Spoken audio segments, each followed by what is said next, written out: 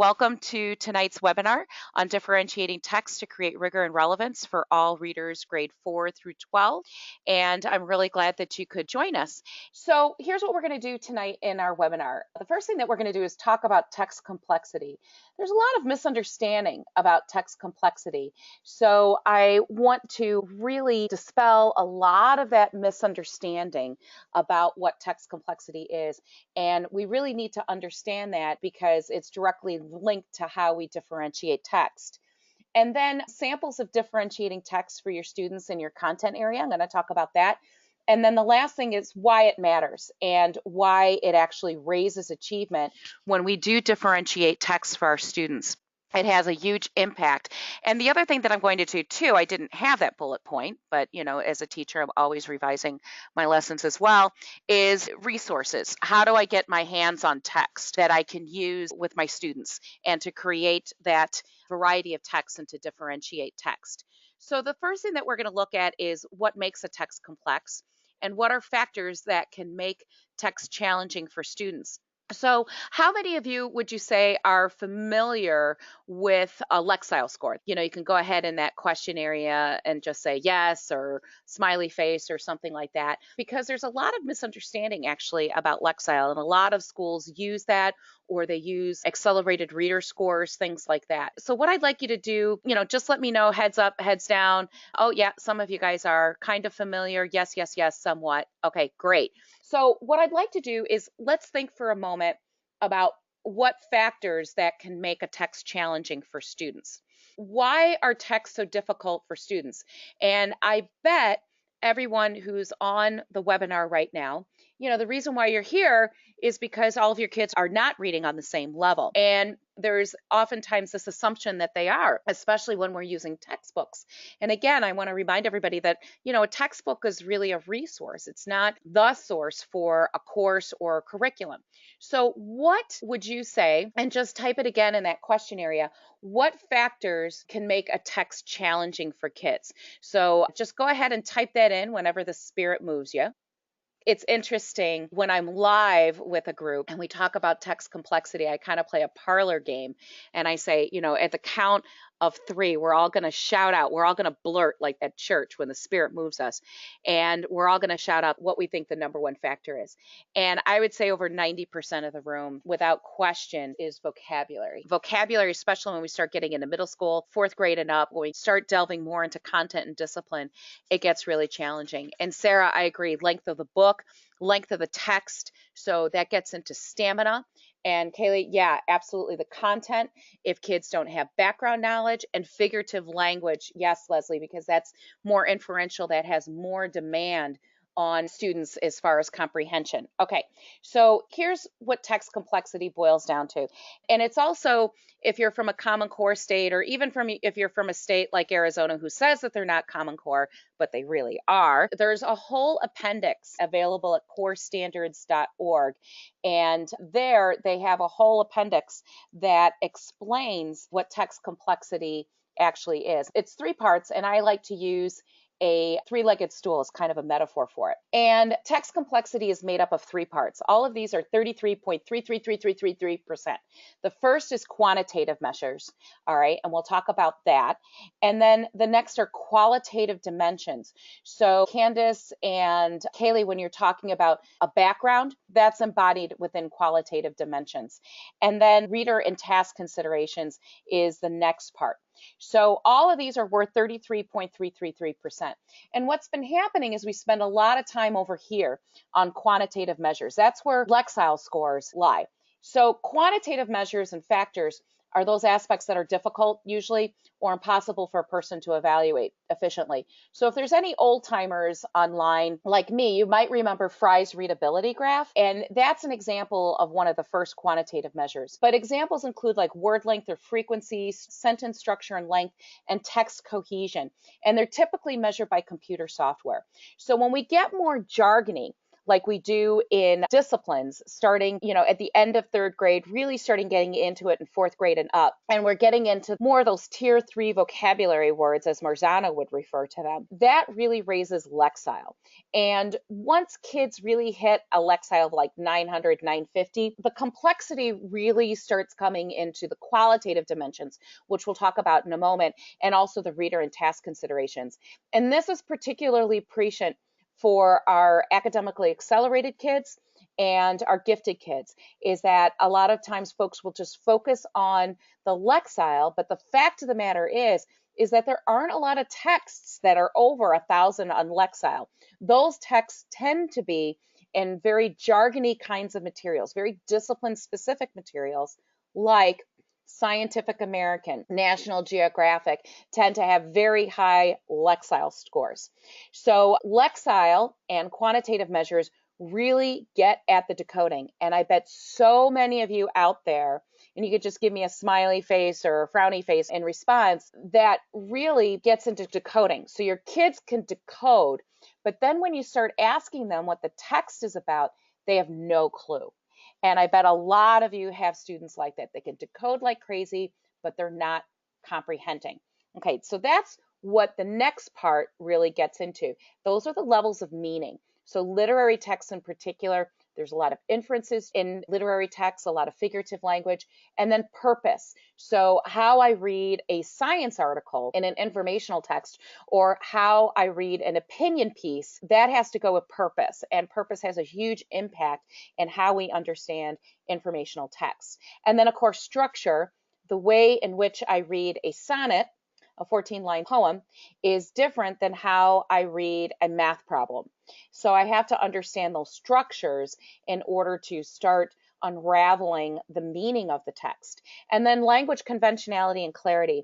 That has to do with a kid from Northern Illinois, from my neck of the woods, is going to have a much harder time reading something in Southern dialect than somebody who is from Mississippi. A kid from the 21st century is going to have a much harder time reading a primary source document written by one of our founding fathers in the 1700s.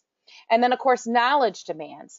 And Candace indicated that, and so did Kaylee, that your background knowledge, your schema, as it were, has a huge impact on understanding text. Okay, so that's something else too. And there's a little bit of debate within the reading nerd community about that.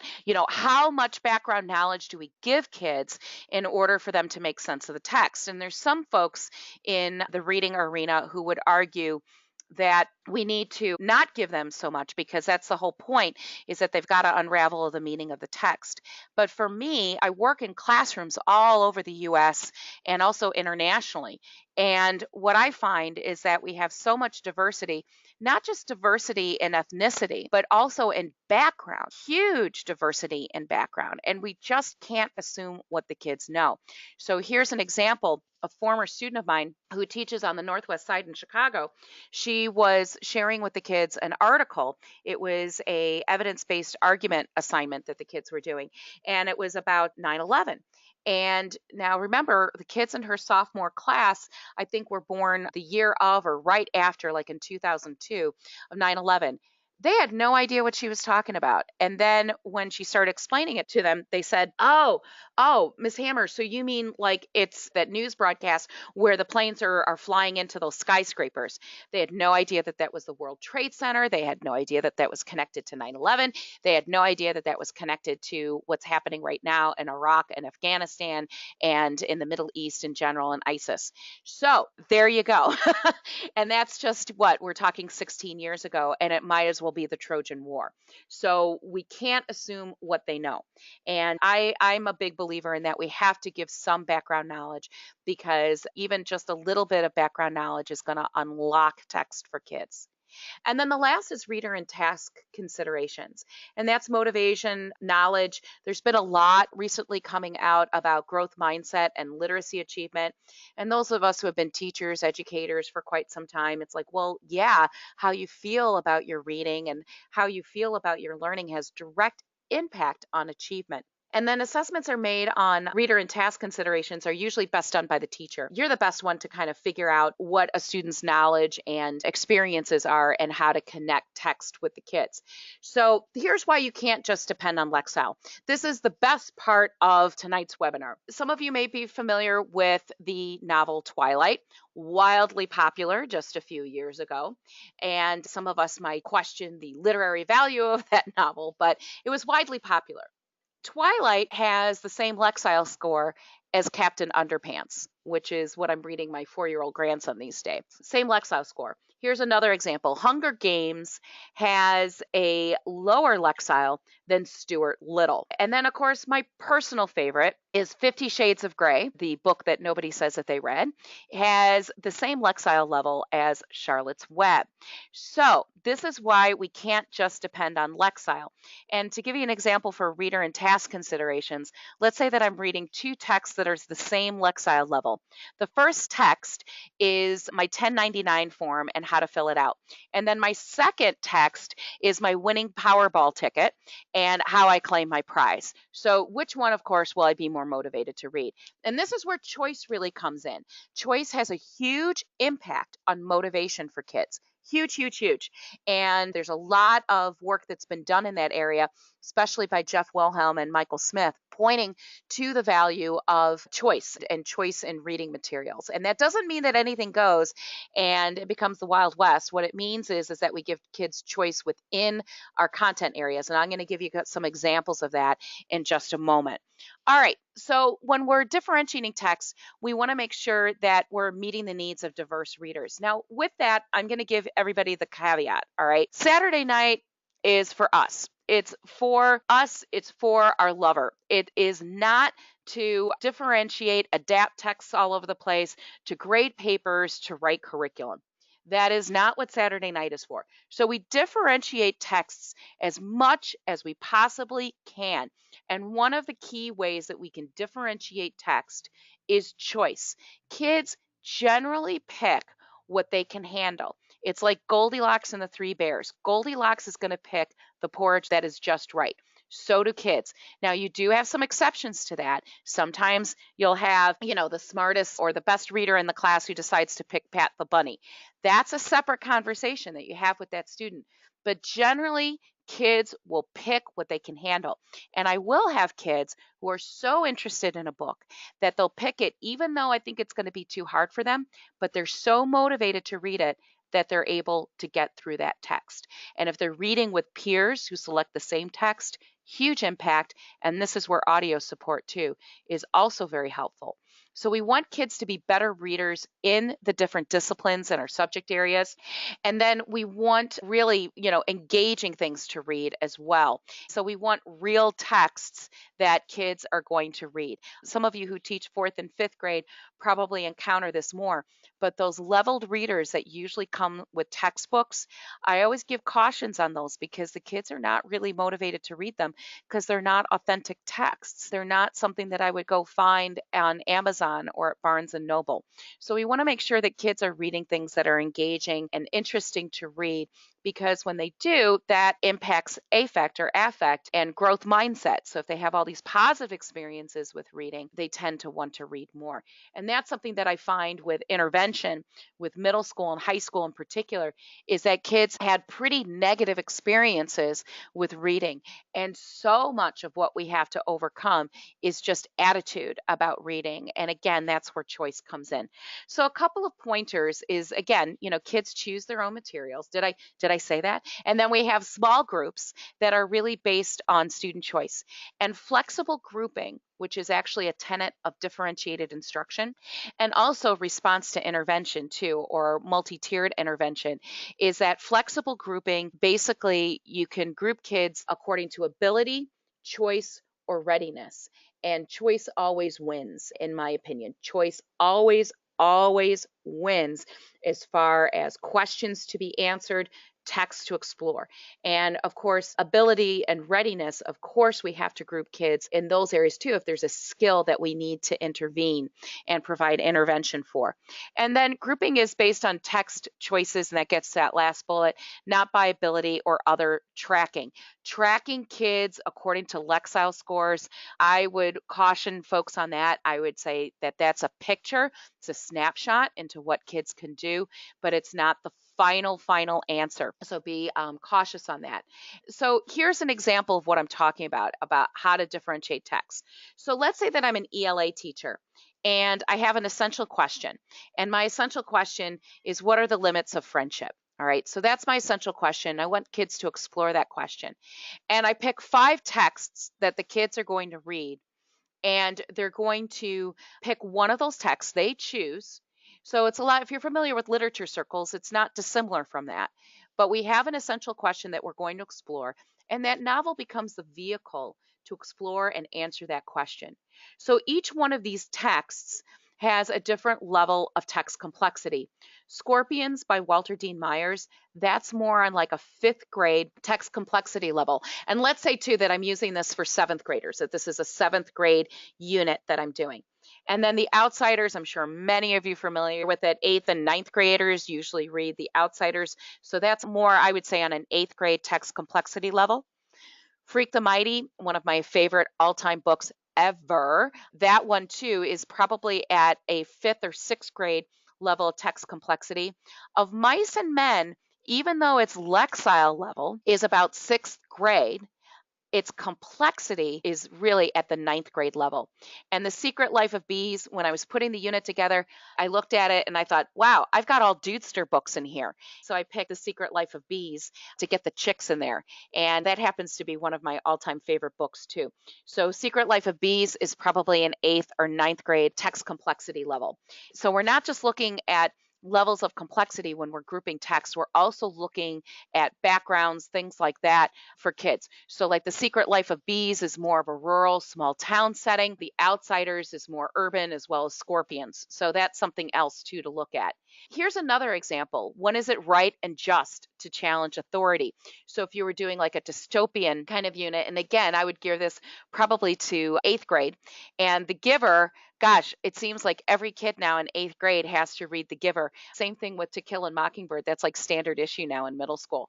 Roar is one. It's a relatively new text and really goes into, when do we stand up against totalitarianism, the aggression of government or authority? The Giver, which I'm sure many of you are familiar with, as well as Divergent. And again, each of these texts, Giver is a solid 8th grade text complexity. Divergent is probably borderline 8th, 9th. Roar is a little bit younger, more like 6th, 7th grade. And we don't tell the kids, this is a 6th, 7th grade book. This is an 8th grade book. We let the kids decide. It's very powerful to do that. And kids usually land there, but we're the same way. Not always do we want to read something that's particularly challenging or hard. Sometimes we want a little bit of a break from it. But the bottom line is it's about pages read. Once kids know how to decode text, it's about pages read, pages read, pages read, period. So the more they read, the better they get. And most folks will think I am absolutely bonkers when I say that your goal should be 14 full-length works, not necessarily novels, but full-length works by the end of a school year. And every time we've been able to do that in a school, and this isn't just for ELA, this is across all content areas, when we're able to do that, that's when you see student achievement go through the roof. But we've got to give them a diet of interesting text to read.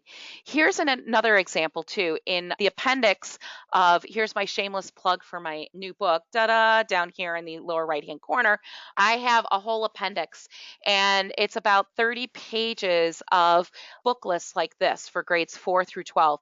And you notice that I don't put Lexile. It's the text complexity grade band. And if you're familiar with Guided Reading by Fountas and Pinnell, they kind of have a grade band as well.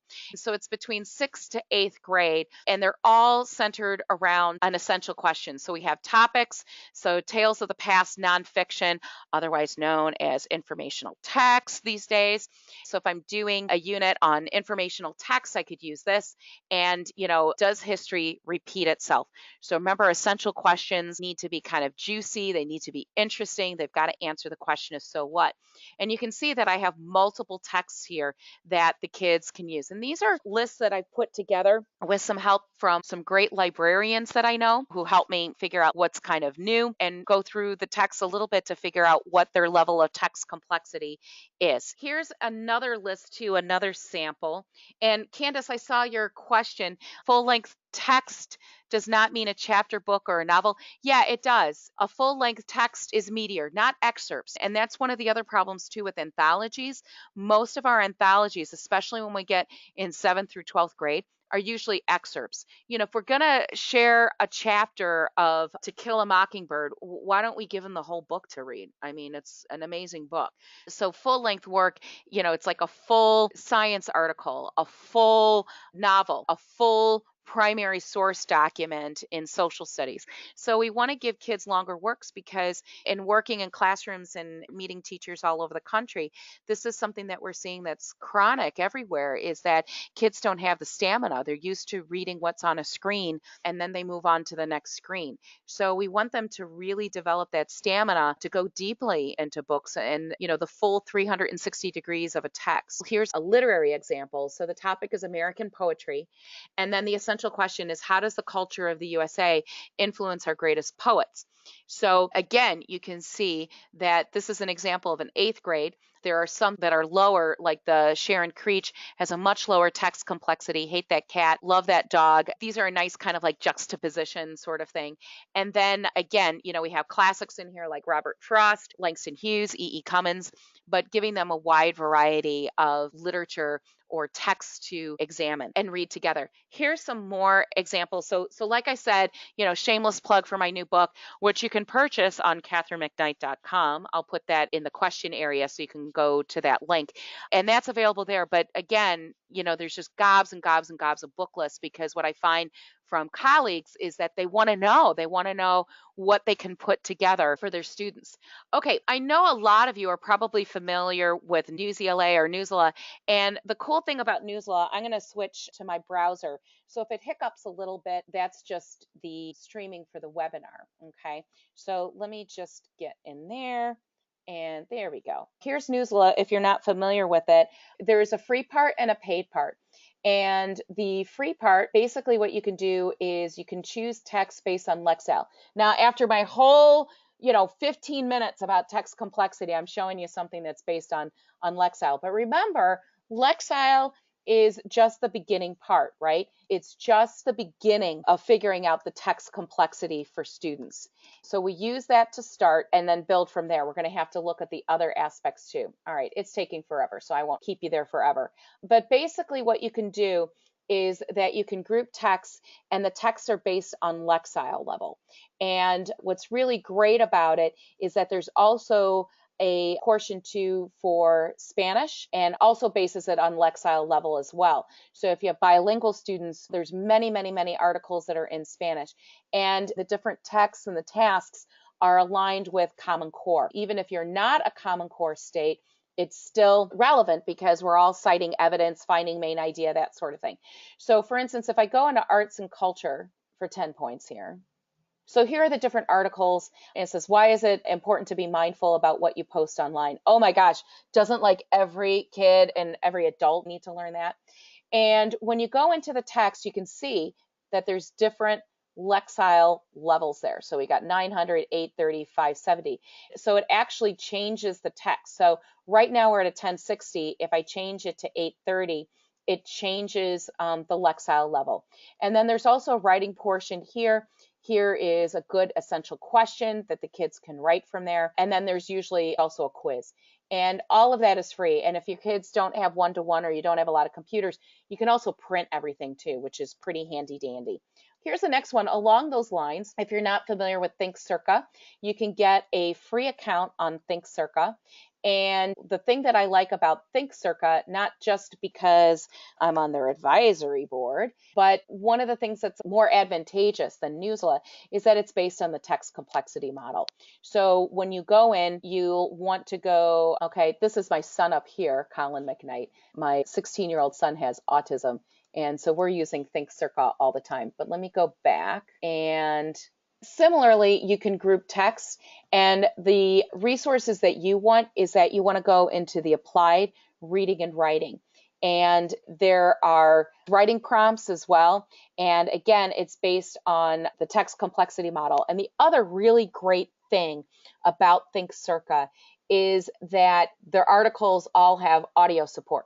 So if you're giving kids more complex texts, or you have kids with special needs, or their first language is not English, they can also listen to the text as well. I'm kind of gonna give up on showing you these because it's just really slow, because I'm basically using all of my broadband width to broadcast for the webinar. So I'm just gonna go back and show you these. In your spare time, you can go take a look at them and snoop around on them. So again, you can get a free account on ThinkCirca. CIRCA stands for Claim, Evidence, Reasoning, Counter Argument, Audience, and Appropriate Language. This one, News and Levels, I find a lot of wonderful resources online that are geared towards English language learners, which of course we can use for native speakers as well, because we're getting our hands on text, right? So level 1, level 2, level 3 are the different levels of complexity, of English complexity on the articles. So they're usually current articles. And again, the level 1, level 2, level 3, you're going to have to pretty much judge where it's going to hit on that text complexity model. But one way that you can get started with that is that you can just Google Lexile Analyzer and find different analyzers where you just copy the text and then paste it in there, and it'll tell you, oh, this is 890, this is 640, and that'll give you a starting place. So News and Levels is a freebie as well. Here's another freebie too. It's called For the Teachers. And what you can do, this is skills practice for grades 3. So I usually have a lot of 4th grade teachers with me. So I want to make sure that they have something when they have kids that aren't reading on level that they can use. And so the way that this one works is that you choose the skill first, and then from there, it'll give you a list, a playlist, a menu of all different articles to read, and then you can assign the students. And most of these have a free part where you can assign kids things. The part that you pay for is generally the data collection and maybe using rubrics or something like that across the board. So getting all the bells and whistles. But the basics on all of these sites so far are free for teachers. So that's another cool thing. Another shameless plug.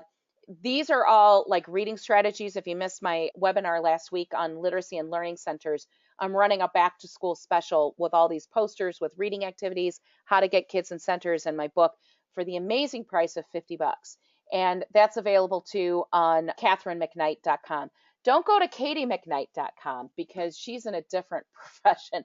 I go by Katie, but my website's Catherine McKnight. And I usually tell folks, when they go to that site, she's actually a porn star. So it's pretty funny. So don't go to katiemcknight.com, go to katherinemcknight.com.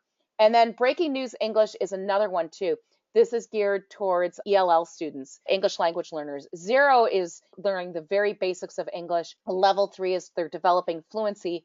4, 5, and 6 is that they're really gotten into academic language. This looks like a pretty good article too. Plastic eating worm could remove the world. Okay. And then here's an example, for instance, in a science class.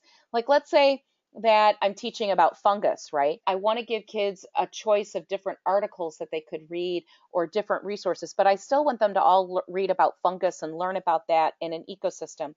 So I might have an article on penicillin, very important fungus for the medical community. Another one on mushroom fungus and agriculture and how we grow mushrooms and how they're part of a diet, what kinds of nutrients they could provide. Then we might get into, of course, every 7th grader would want to read the article on toe fungus or maybe even jock itch. But again, we're giving them a variety of articles. We're explaining how fungus works in an ecosystem, but they have choice in the articles that they read. So imagine if you had centers and you had a read together center, and I'm a social studies teacher and I want kids to look at the different amendments in the Bill of Rights, I might give them a choice of 4 amendments to read and do a close analysis of. But the kids pick what they're going to read. Huge, huge motivator. So they're all going to learn about the Bill of Rights, but they get to choose which amendment they actually want to specialize in. Commonlit.org is another resource like these other ones, like Breaking News English and For the Teachers and News and Levels, where you get to choose a lesson and then you get text dependent questions for the students, and then you can also analyze. The analyzing part is a fee, but to go through some of the materials, you get like a certain number that you can look at for free. Here's the shameless plug for my new website, engaginglearners.com. Mine is activities and close reading and reading activities. So for instance, how do we cite evidence? All evidence is not created equal. That's an activity that's on my website. And there's a teacher copy where the teacher has the full lesson. And then there's a student copy. So if there's any templates or things like that to photocopy or to put in a PDF, that's available too. And then these are the skills that we're working on: grammar, punctuation, spelling. And each lesson too has the specific skill. I didn't line it up to Common Core because everybody has kind of, different ones, but it's pretty easy to pair up because like if you're citing evidence, things like that, you can find it in there. So that's brand spanking new. So here's where to find me. You can find me on catherinemcknight.com, my source for all the lessons, activities, things like that. That's on Engaging Learners. And then if you want to purchase the new Literacy and Learning Center book and those posters for your classroom, that's on catherinemcknight.com. So I'm like super fancy. I've got 2 websites, right? It's just more for me to keep track of. And of course, you can find me on Twitter and then also on Facebook. And then tomorrow, I'm going to be doing a webinar, same time, same place, same bat channel, on struggling readers, what you can do for your struggling readers. And that gets into like specific strategies and such. So what I'd like to do right now is take any questions that you might have. Feel free to type them in the question area down there on the bottom. I see that there's a couple questions there already. I'm going to go ahead and put my webcam on. Hello, I'm back, so you can actually see me while I'm answering these questions. Okay, so let's see. Hi, Michelle. I'm wanting to do more reading and math classes, high school. Yes. How does full text apply there? As well as finding essential questions that are broad enough but math specific. Okay, here is the bestest website ever in a million years. It's mathalicious.com, and it is a fabulous site. It is a paid site. It's like $100 for a year, but they have full-length work. So in math, what we're looking at is articles. We want to contextualize the math because, of course, one of the mathematical practices is about contextualization, applying to using critical application with mathematics. So they'll present a problem, for instance, like many things are sold by ratio and proportion. For example, flour is, gasoline is, but shoes aren't. So if I wear a size 6.5, should I pay the same amount of money as somebody who wears a size 10 shoe because you're using more material? And so then kids go through the problem and they read different articles on manufacturing and why certain things are sold in proportion. And then they go through the mathematical application of it using what they know about ratio and proportion. And they create an argument. Yes, it should be sold proportionately, or no, because the amount of material and the cost differential is not significant enough to charge different prices. So that is a fabulous site. It is all the way up through high school. It specializes 7th through 12th grade. Think Circa also has some wonderful math articles, units, and such on there as well. So I highly recommend Think Circa as well. But in math, what we're really looking at, we're not looking, there's text-heavy subjects like social studies, English. Science is text-heavy, but not as text-heavy as courses like social studies and English. But in your course in mathematics, that's what we're looking at is the contextualization of mathematics. There's another wonderful thing too, using algorithms to determine college admissions acceptances as well. And they use University of Michigan as an example. So that's a great site. Highly, highly recommend it. Okay, Miss Brittany, how do you differentiate informational text that supplements your novel or topic? if I understand your question correctly, I would use any of those sources that I gave you. So let's say that I'm teaching To Kill a Mockingbird with my students, and that's my mentor text, but I want all the kids to read that text. It may be required by my district, or it's something that is curriculum mandated, but my kids don't have enough background. They don't have enough background about what the South was like prior to the civil rights movement. They don't understand really what the Great Depression is about. So I'm going to look for articles. I think Circa is good, any of those sites that I gave you. And for instance, if we're doing centers or something like that, at the Read Together Center, the kids choose an article that they're going to read. So if I have something about the Great Depression, I might have 5 different articles. You don't even have to have 5. Maybe that's too many. 3. And the kids choose one that they're going to read. And they can decide that individually, or they can decide that in groups. Either way.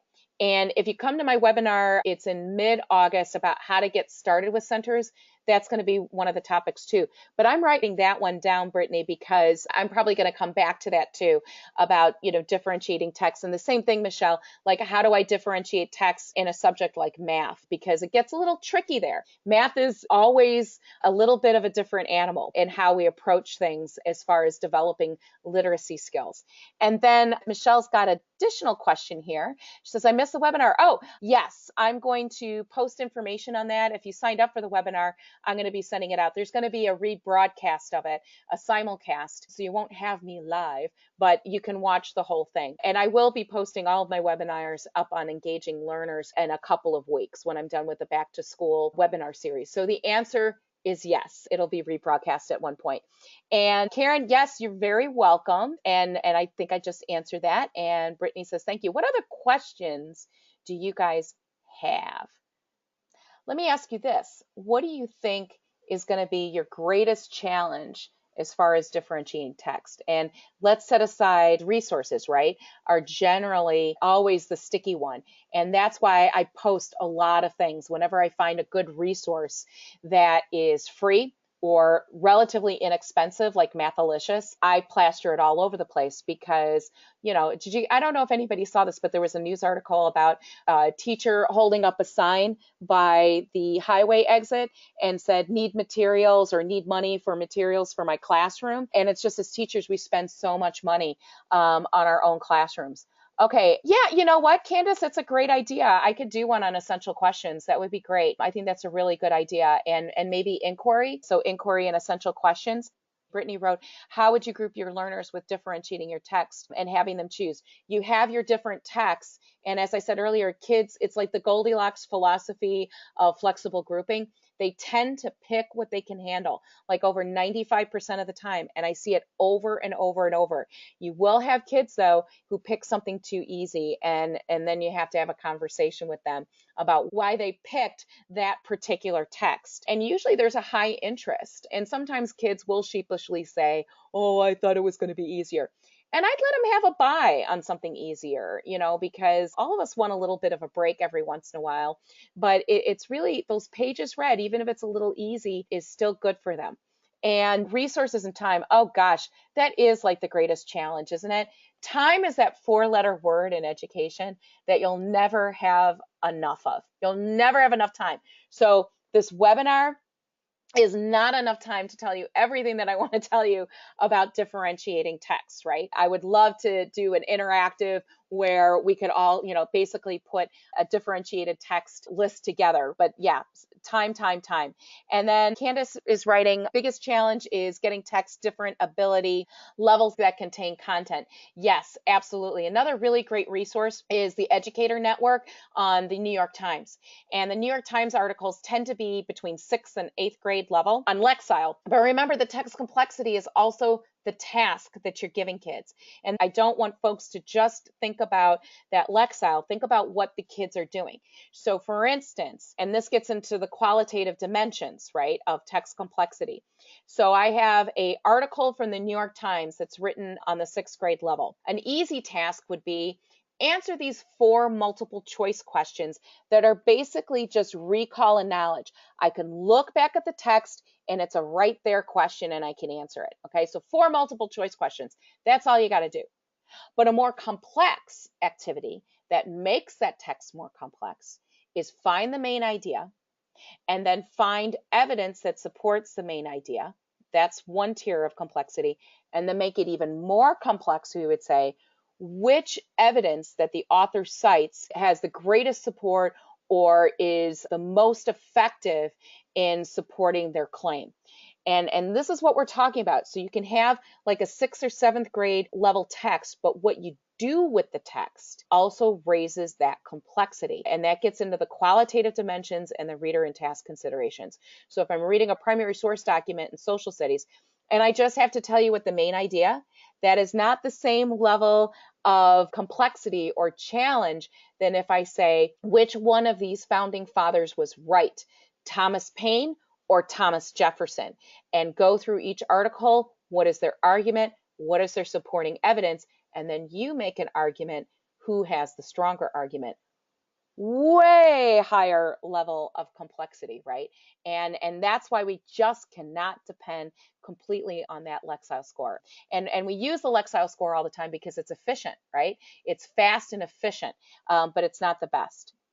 And then do you have a limit on how we can pick a certain text? I'm not sure. Let me see what you have.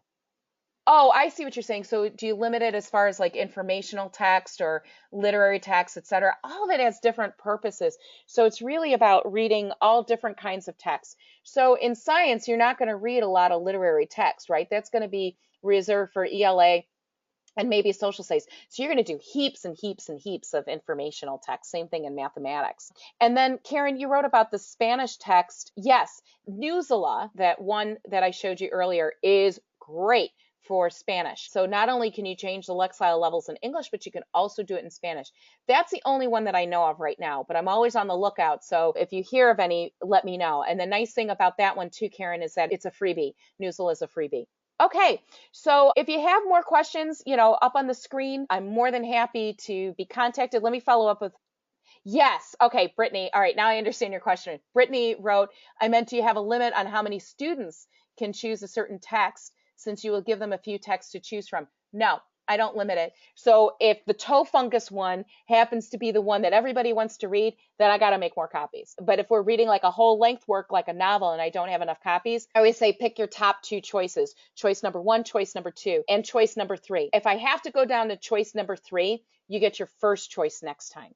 So I do it like that. But if it's an article or something like that, I just make more copies. And if everybody wants to read about toe fungus, go to town. There might be a lot of boys in that 7th grade class who want to read about that. All right, so thanks again, everybody, for your time. I hope to see many of you again tomorrow. Tell your friends. You can maybe make a potluck out of it and hang out, and we'll solve all the problems, all the challenges that we have with reluctant readers, because struggling reluctant readers, that's something that none of us encounter in our classrooms and in our teaching. But again, please feel free to contact me. I'm always eager to hear from colleagues. A bunch of folks contacted me after the last webinar with some additional questions and things like that. And I'm always, always eager to answer questions to the best of my ability. So please feel free to email me. Facebook, Katie McKnight Literacy. I'm on there quite a bit and always field questions and messages over there as well. So thank you very, very much. Those of you who are back in school and already in teacher work weeks, here's to a great school year. Those of you who have a few more weeks left on vacation, it's time to go to the beach. Webinar is done. Webinar out. Drop the mic. Boom. All right. Thanks, you guys.